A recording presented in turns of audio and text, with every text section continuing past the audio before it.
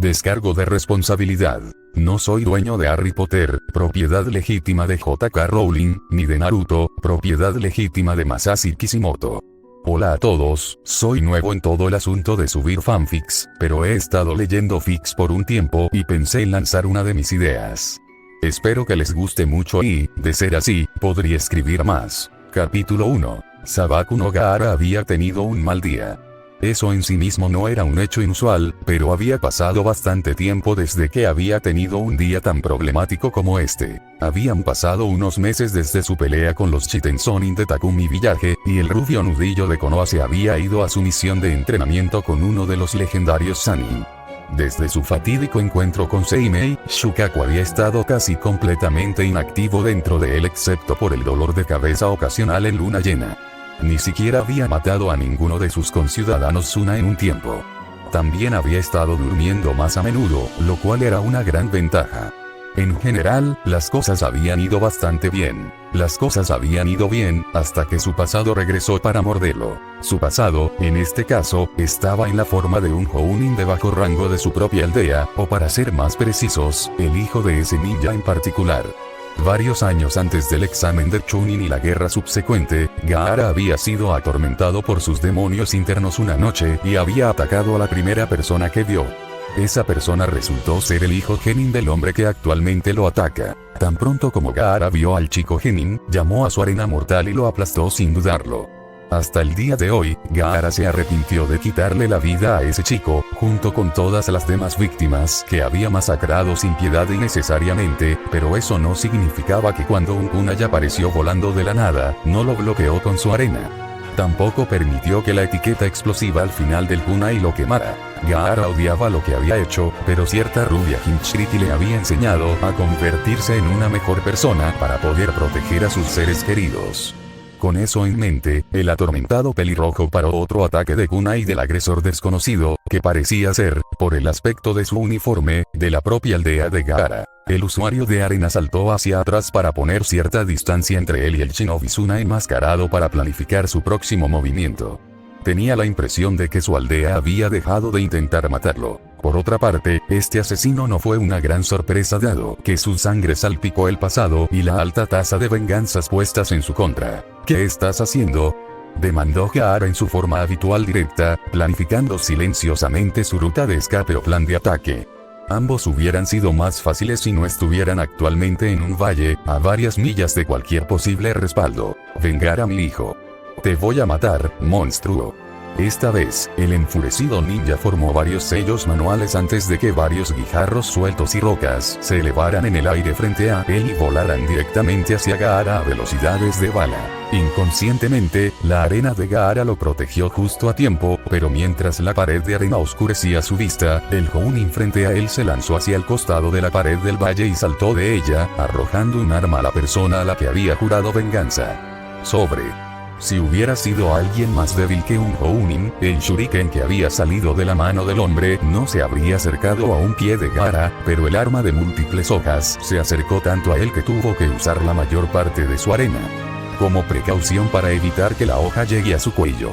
Desafortunadamente para el actual defensor, eso fue solo una distracción para que el atacante terminara de montar su sello. La atención de Gaara se centró en la matriz circular a sus pies en la que había sido atraído a pararse cuando los símbolos aparentemente grabados en el suelo comenzaron a brillar intensamente. ¡Demonio! Me quitaste a mi hijo, ahora es tiempo de venganza. El histérico shinobi gritó mientras saltaba sobre la arena de Gaara y aterrizaba frente al cauteloso adolescente que ahora estaba juntando arena a sus pies para lidiar con el pícaro ninja. Te voy a enviar directamente al infierno. Rugió antes de golpear su mano en la base del sello circular, tomar su kunai, levantarlo por encima de su mano aplastada y con un último grito, hundió el acero oscuro directamente a través del apéndice que esperaba. El anfitrión Ichibi estaba desconcertado por esta demostración de autolesión, hasta el punto de levantar una de sus cejas invisibles, pero se negó a permitir que sucediera cualquier plan que el enloquecido ninja había inventado. El Izone recogió el resto de su arena y formó una lanza en su mano, dispuesto a acabar con la molestia en su camino. Sin embargo, quiso notar, fue en defensa propia y no por placer esta vez. El ex psicópata estaba a punto de arrojar la lanza al hombre inmovilizado que estaba arrodillado a solo unos metros de él, pero cuando su brazo se echó hacia atrás, dejó caer la jabalina de arena y su cuerpo se convulsionó con un dolor diferente a cualquier otro que hubiera sentido antes, como rayos azules de electricidad chisporroteó a través del cuerpo del adolescente doblado. Kinjutsu. Transporte del mundo demoníaco.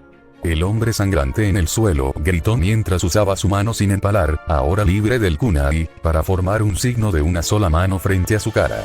Después de haber anunciado el nombre de su jutsu, comenzó a reír como un maníaco. El adolescente dolorido no pudo hacer nada para detener la técnica prohibida cuando se completó y el hombre, que tenía lágrimas corriendo por su rostro, aulló de risa, pareciendo fundirse en el brillante sello circular. El hombre continuó su estruendoso Kachination incluso cuando su rostro comenzó a convertirse en un líquido color carne y se vertió en el sello que todavía paralizaba al anfitrión inmovilizado, que ahora estaba a cuatro patas, mientras el brillo de las marcas se intensificaba.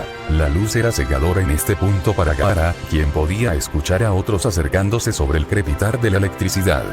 El guerrero indefenso solo podía esperar que esos shinobi fueran amistosos. Al final resultó que eran tan amigables como él podría haber esperado. Sus hermanos. La pareja corrió hacia adelante, a través del estrecho valle, hacia su hermanito lisiado que estaba luchando por mantenerse consciente en el campo cargado de electricidad que aún lo dominaba. Temari y Kankuro habían estado realizando sus patrullas habituales por las afueras del pueblo cuando sintieron una inmensa explosión de chakra proveniente de las montañas a varias millas de distancia. Sin siquiera pedir ayuda, se apresuraron hasta allí tan rápido como sus pies los llevaban. En cualquier otro caso, la pareja probablemente no se habría apresurado tan desesperadamente a la fuente de la perturbación potencialmente peligrosa, pero solo podían pensar en una fuente para esa magnitud de chakra y su hermanito pelirrojo había salido en una misión unas horas antes en esa dirección general. Cuando llegaron, se sorprendieron al ver a su hermano menor supuestamente demoníaco ser electrocutado por rayos azules mientras se retorcía en una pila de su propia arena dentro de una especie de matriz brillante que ninguno de ellos reconoció. Gaara trató de mirar a sus hermanos mayores, pero perdió el conocimiento poco después de que llegaron. Por el dolor, el sello todavía lo sujetaba, arrastrándolo a la oscuridad. Temari jadeó cuando la cabeza de Gaara cayó al suelo y estaba a punto de acercarse a él para ayudarlo de cualquier manera que pudiera, pero Kankuro la retuvo y rápidamente gritó: «No. Quedarás atrapado en lo que sea esa cosa». Bien.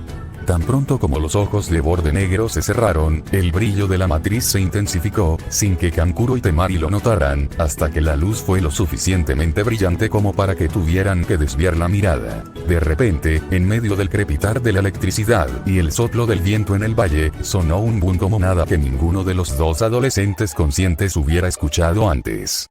La explosión pudo haber sido solo en sonido, pero tan pronto como había sonado, todo el abismo en el que estaban parados quedó completamente en silencio, excepto por el suave eco de la explosión. Los dos hermanos de arena restantes miraron hacia atrás para ver a su compañero de equipo y su familia para no ver nada, ni siquiera los símbolos que habían sido tallados en la roca ya estaban allí. Toda la escena había sido borrada. Gaara, su arena y cualquier chakra residual se habían ido. Temari miró la escena y luego, finalmente, después de darse cuenta de que se había ido, buscó en los alrededores cualquier rastro del chakra de su hermano pequeño o de la bestia de una cola, pero no encontró nada. Ante esta revelación, Temari rompió en ataques de lágrimas histéricas ante la aparente muerte repentina de su hermano menor. No importaba lo que hubiera hecho, todavía lo amaban y ahora se había ido. Oxoxoxoxoxoxoxoxoxo. Gaara se despertó, o al menos asumió que estaba despierto debido al dolor, a una oscuridad. No una negrura arremolinada o destellante, sino una oscuridad absoluta que hizo que el anfitrión Tanuki cuestionara su vista. Habría insistido en esta preocupación por la ceguera, pero lo interrumpieron lo que parecían ser laceraciones en el torso, luego en la espalda, luego en el pecho, las piernas y los brazos. Desde todos los ángulos imaginables, Gaara fue hecho trizas. Mientras este dolor insoportable atravesaba el sistema de Gaara, sintió una sensación más inexplicable, como si lo tiraran y empujaran en todas direcciones y aún así cayeran. Todas estas sensaciones hicieron que el chico golpeado casi cayera en un sueño inconsciente y pacífico una vez más, pero por alguna razón desconocida el sueño no llegaba. Donde quiera que estuviera el niño herido, el tiempo no parecía existir, ya que se sentía como si hubiera estado cayendo durante horas y horas, o posiblemente incluso días o semanas, y sin embargo no había habido ningún cambio en la visibilidad, y luego, de repente, se encontró fuera de la oscuridad, todavía cayendo, pero ahora esa era la única sensación de movimiento. Gaara se alegró al impactar la relativa suavidad de la hierba combinada con los restos arenosos de su calabaza, ya que las dos superficies flexibles habían impedido que el maltrecho ninja se rompiera el cuello o la espalda después de su considerable caída. Aún más, Gaara estaba contento porque la hierba helada ayudaba a adormecer las heridas que literalmente cubrían su cuerpo. Debía haber sido de noche donde quiera que hubiera aterrizado, supuso Gaara, porque no podía ver a más de 6 metros de él a pesar de la luna menguante sobre él. Por otra parte, tenía tanto dolor que pensar con la suficiente claridad para enfocar sus ojos habría sido una tarea monumental y, en última instancia, imposible. Y no estaba seguro de querer ver tanto, no podría haber hecho mucho incluso con la vista en ese momento. Resultó que las sensaciones de corte que había soportado durante el tiempo que había estado en la oscuridad eran en realidad cortes que cubrían su cuerpo. La mayoría eran relativamente superficiales e inofensivas, pero una o dos eran más grandes y definitivamente más graves si no se trataban. Añadiendo la pérdida de sangre a la posible hipotermia y la incapacidad de moverse para ayudarse a sí mismo, las cosas no se veían demasiado bien para el exsociópata.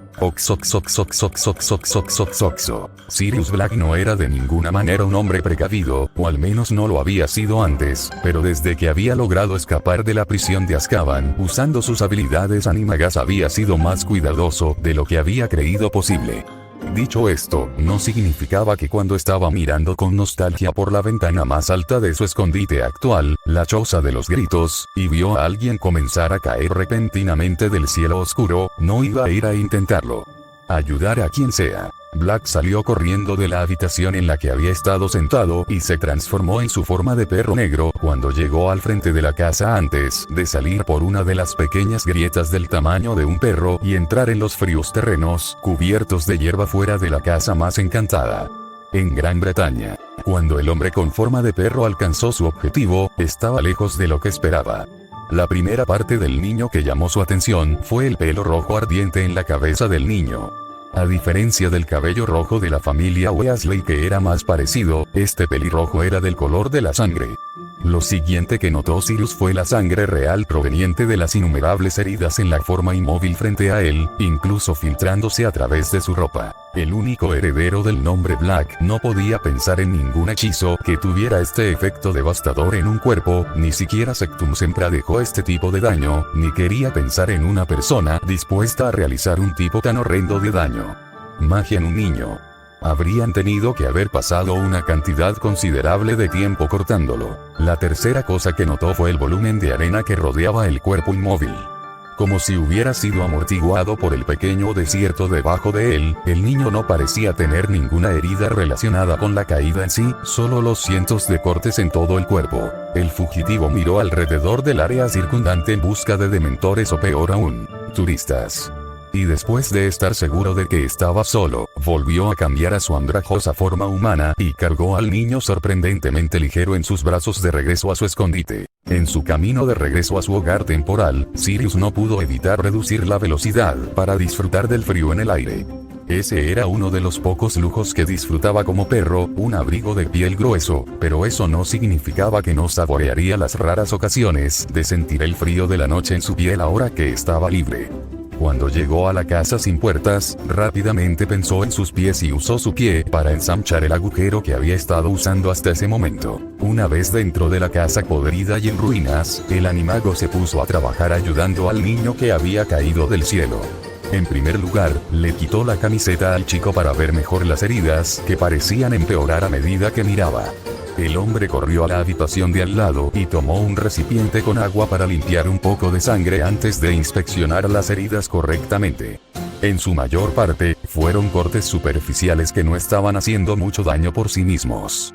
Algunos pudieron haber rozado uno o dos órganos, pero lo único que pudo hacer el hombre fue envolverlos con fuerza en el material más limpio que pudo encontrar en la casa decrépita y esperar lo mejor. Cuando estaba terminando, estaba en el cuello del niño y luego de una inspección, decidió envolver con fuerza el corte que encontró allí también. Por suerte, la profunda herida del cuello no había tocado la yugular. No es que un simple mago como él hubiera sabido acerca de la anatomía humana, pero sabía que si se corta el cuello y salen muchas cosas rojas, así de malo. Sin embargo, lo preocupante era que el corte había atravesado la laringe del niño. Envolvió el cuello y algunos de los cortes más grandes que eran visibles en la cara del niño antes de dejarlo. Mientras Black había trabajado en la cara de porcelana del chico, no pudo evitar notar dos cosas, además de la piel increíblemente pálida. Esas eran las sombras ridículamente oscuras alrededor de sus ojos que parecían como si hubiera pasado 10 años sin dormir, y el gran tatuaje / cicatriz roja en su frente que parecía ser un símbolo extraño. Mientras se recostaba, Sirius tuvo que admirar su obra de la última hora y media.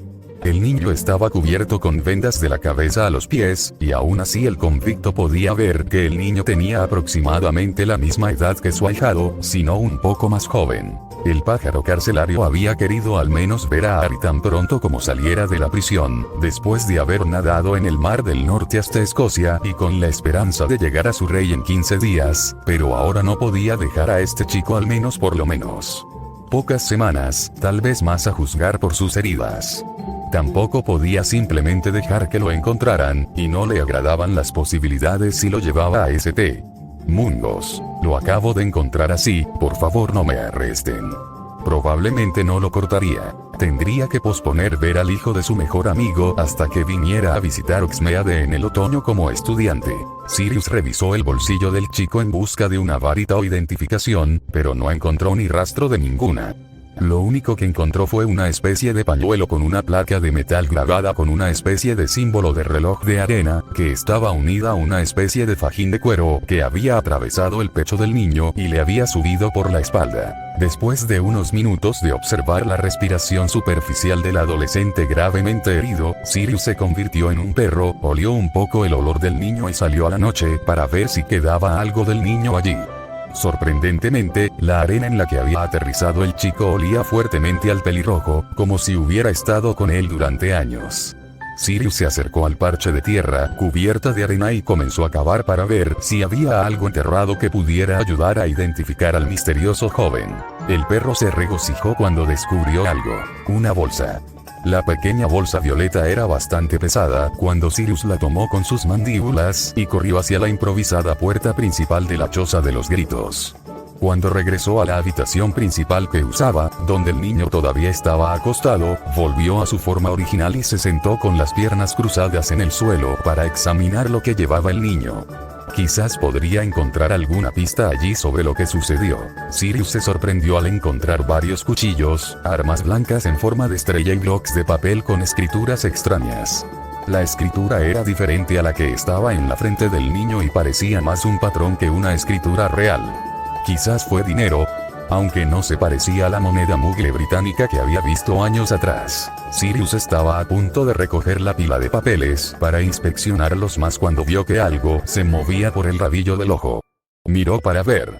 Oxoxoxoxoxoxoxoxoxoxo. Gaara había tenido el mejor sueño que recordaba haber tenido. Consistía en que él se sentara con su madre y su padre, su tía, su hermana y su hermano, y todos comieran juntos. Todos habían hablado y reído y se lo habían pasado muy bien. Sin mención de shinobi, guerras o demonios. Era tan agradable que hubiera deseado no despertar nunca.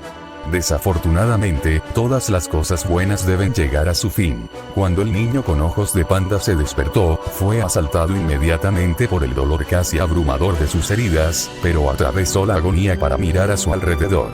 Supuso que estaba en una casa vieja y destartalada y que todavía era de noche. Luego notó a otra persona en la habitación. En cualquier otra situación, se habría puesto a la defensiva o se habría escondido en la arena, pero no pudo hacer nada por falta de fuerza y arena. No podía mover un músculo. Fue entonces cuando Gaara, por el rabillo del ojo, vio al hombre hurgando en su bolsa de armas a punto de tocar sus etiquetas explosivas. Con toda la fuerza que pudo reunir, Gaara abrió la boca y estuvo a punto de decirle que se detuviera, pero no salió nada. Sin palabras, sin sonido, nada. Afortunadamente, el movimiento de su boca fue suficiente para llamar la atención del hombre. Sirius inmediatamente dejó de revisar las posesiones del otro y se volvió hacia el chico que lo miraba intensamente en el suelo a unos metros de él. «Hola», comenzó Sirius, tratando de aliviar un poco la tensión que sentía por la mirada sobre él. «Mi nombre es, en realidad, no importa», continuó.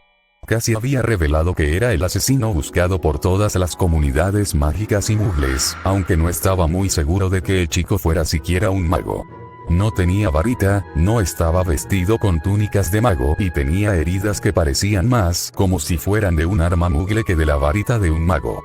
Eso y el chico no lo había reconocido inmediatamente por las fotos, que sin duda estaban en todos los bares y en todas las tiendas del mundo mágico. «Te encontré afuera. Tú, caíste del cielo. ¿Recuerdas lo que pasó? ¿Podrías decirme tu nombre? ¿De dónde vienes?», preguntó el hombre, esperando incluso un poco de información. Gaara miró al hombre desaliñado sentado frente a él y una vez más con gran esfuerzo abrió la boca para hablar, pero no pudo pronunciar una sílaba. El tanuki anfitrión pelirrojo siguió tratando de hablar, pero pronto se hizo evidente que no podía. Uno de los cortes evidentemente le había cortado las cuerdas vocales. Después de esto, el pelirrojo simplemente cerró la boca y se volvió a dormir. Necesitaba conservar su energía. El fugitivo de los dementores observó esta exhibición hasta que el niño se volvió a dormir y salió de la habitación lo más silenciosamente posible para poder ir a buscar algo de comida. Esto le había estado preocupando mientras curaba las heridas del niño. Sirius se había convertido en un perro y comer de esa forma, conejos y pequeños mamíferos había sido suficiente para sustentarlo, pero ahora tenía un niño completamente humano que necesitaba ser alimentado. Sirius se rió ante la idea de que algún día quisiera cuidar de Harry. Estaba bastante seguro de que ninguno de los niños apreciaría un conejo muerto que un gran perro negro les presentara para la cena. El hombre llegó a la puerta de su casa y cambió a su forma sombría y corrió hacia el bosque para cazar, de alguna manera. Primero Sirius lidió con su propia hambre encontrando un lindo conejito y comiéndoselo. Una vez que terminó allí, corrió a la aldea de Oxmeade para ayudar a su nuevo barrio. Sirius siempre había sido una persona cariñosa. Lo habían privado del afecto que ansiaba cuando era niño hasta que conoció a su mejor amigo James y sus otros compañeros y asociados. Cuando lo enviaron a esa prisión detestable, lo alejaron de cualquier persona que le importara, y ahora que había salido solo quería a alguien con quien hablar. Si esa persona resultó ser un niño herido al azar, que así sea. Tampoco le dolió que el chico misterioso se pareciera un poco a Lily, debido al color del cabello y los ojos, y que tuviera la edad de Harry. Todo eso, sumado al hecho de que durante las últimas semanas no había tenido nada que hacer excepto esconderse como un perro o mirar por la ventana con nostalgia los bosques y las fronteras de Oxmeade. Sus cavilaciones pronto se vieron interrumpidas cuando llegó al borde del bosque, marcando los inicios de la única ciudad en millas a la redonda. Sirius se abrió paso por las afueras hasta que vio uno de los callejones que reconoció. Reconoció este callejón en particular porque, como el hombre no puede vivir solo de pan, Sirius puede no vivir solo de conejo y mole. Había encontrado esta pequeña joya después de 4 días de vivir en la choza de los gritos y comer nada más que criaturas del bosque. Padfoot caminó hasta el callejón oscuro y se sentó, esperando un premio que estaba seguro valdría la pena. Efectivamente, unas horas más tarde, la puerta trasera se abrió para revelar que un hombre corpulento sacaba un cubo de materiales de desecho de la panadería del interior. Tan pronto como vieron al perro negro, una amplia sonrisa se apoderó del hombre grande y entró apresuradamente mientras dejaba la puerta entreabierta. Pronto regresó, llevando consigo una gran barra de pan recién salido del horno. «Aquí tienes, Chucho». El hombre arrastraba las palabras mientras tiraba la hogaza al suelo como era de rutina en ese momento. El hombre había descubierto al perro olfateando los contenedores de su tienda un par de semanas antes y tenía debilidad por los perros. Como tal, lo había sacado una hogaza cada vez que lo veía, lo que no era tan frecuente, cada 2 o 3 días. Sirius no perdió el tiempo antes de agarrar el pan y llevarlo de regreso a través del bosque lo más rápido posible. Pronto regresó a la choza familiar y entró silenciosamente, soltando la hogaza y alejándose para conseguir algo más. Alrededor de un cuarto de hora después, estaba de regreso con una leve sonrisa dentada alrededor de un conejo en la boca. Dejó eso también y cambió rápidamente de nuevo mientras llevaba el conejo y el pan al piso de arriba y al dormitorio principal solo para ver que el niño estaba nuevamente despierto. Te haré algo de comida, ¿entiendes lo que estoy diciendo? Sirius cuestionó con una sonrisa mientras se arrodillaba y comenzaba a quitar parte de la madera seca de su entorno para hacer leña. Mientras trabajaba, miró a la otra persona en la habitación, que lo había estado mirando con un rostro tan ilegible como el desaliñado había creído posible, y asintió lentamente, volviendo la cabeza hacia el techo.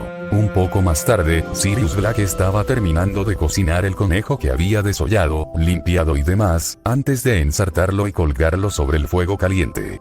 Fue un cambio cálido y muy apreciado de la carne cruda y el pan simple. No mucho después de que el hombre condenado por error terminó su cocina de aficionado, despojó la carne lo mejor que pudo y usó el pan para sostenerla, preparando algunos sándwiches de conejo listos para comer. El hombre que aún estaba arrodillado se acercó al niño boca abajo y lo ayudó a sentarse. Había tenido mucho cuidado al tratar de no reabrir ninguna de las heridas que cubrían el cuerpo vendado. Luego, por supuesto, estaba el problema del dolor que sin duda habría sido insoportable para cualquier humano normal. Afortunadamente, Gaara no era un ser humano normal. Él era un shinobi que podía manejar el dolor, a pesar de lo que los exámenes de Chunin pasados pudieran haber hecho creer. Después de que estuvo de pie, Gaara intentó comerse el sándwich de conejo toscamente hecho. Fue un esfuerzo valiente, pero lo que ambos habían olvidado era el gran corte en la garganta del niño hambriento pero herido. Después del primer intento, que resultó en una tos ensangrentada y algunas heridas reabiertas, Gaara se rindió con la comida frente a él. En lugar de eso, volvió la cabeza y esperaba que el extraño entendiera la indirecta y lo dejara retroceder suavemente. Él hizo. Durante los siguientes días, Sirius Black continuó ocupándose de la misteriosa adolescente postrada en cama a la que había estado llamando Lily en su cabeza. Solo una broma irónica. Aunque no se atrevió a decir ese pensamiento en particular en voz alta porque el adolescente daba más miedo que la mayoría de los mortífagos que había conocido, juntos. Fueron los ojos, estaban tan fríos. El acusado falsamente había estado comiendo pan casi todos los días y haciendo estofados crudos lo mejor que pudo. Por lo que podía decir, no le estaban haciendo más daño a la garganta de Lily. Pero por lo que había visto, Lily parecía muda o tal vez él estaba muy callado. Una semana después de la llegada del chico, Sirius se había quedado asombrado por el hecho de que podía pararse y caminar sin ayuda.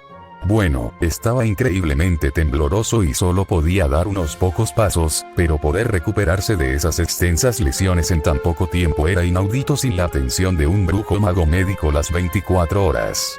Cuando Sirius hubo reparado las heridas, la mayoría de ellas ya estaban curadas o sanando. Poco más de una semana después de su llegada, Gaara yacía donde solía hacerlo, mirando a su cuidador cocinando más estofado. El usuario de arena no sabía qué carne era, pero la comida en sí no era tan mala. Al menos se estaba curando normalmente, para él. Tan mal como Jinchuriki tuvo que sufrir, existía la ventaja de una curación súper rápida. Lo que más irritaba a Gaara era que su garganta no parecía estar sanando en absoluto, aparte de haberse cerrado. Supuso que sus cuerdas vocales se habían cortado por completo y no tenían reparación. Realmente no hizo mucha diferencia para su personalidad ya reticente, pero sería un inconveniente en el futuro, se imaginó. Gaara detuvo sus pensamientos cuando escuchó al hombre hablar. Mi nombre es Sirius, dijo clara y concisa sin ninguna vacilación. Gaara no pudo evitar preguntarse por qué el hombre había esperado una semana antes de revelarlo. Soy un criminal en fuga. No quería decirte mi nombre porque temía que hubieras oído hablar de mí. Era gracioso la frecuencia con la que se respondían las preguntas de Gaara sin que él preguntara nada en voz alta. Supongo que no puedes decirme tu nombre, ¿verdad? Sirius preguntó retóricamente. En realidad conocía a alguien con el pelo rojo como el tuyo hace muchos años, continuó distraídamente.